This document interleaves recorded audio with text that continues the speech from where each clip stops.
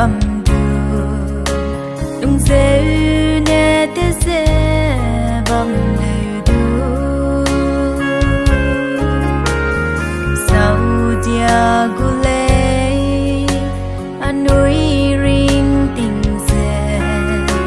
Keda lelau herui ring rahang Kedei keyi me phuize bamdu Kedei suigut phuize bamme leine duze Rapeu ne anui samram Kanum meze delei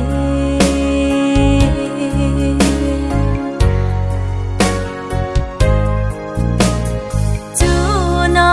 rehei siawang delei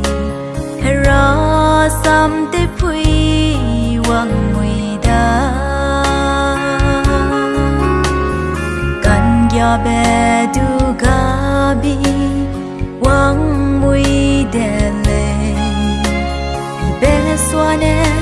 sia be kwa ne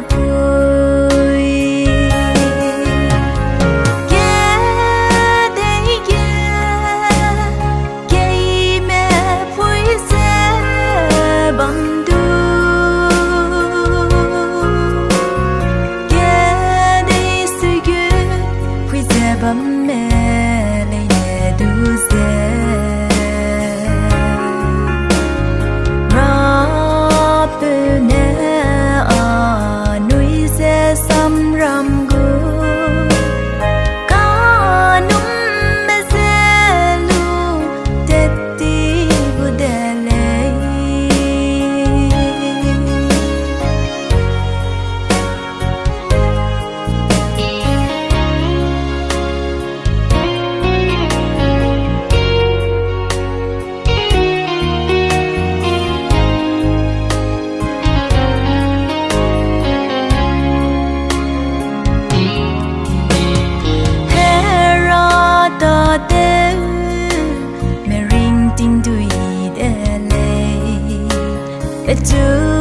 Num zebe ta Rapeu ne rangai be Chuna be lada ringting quaze num bam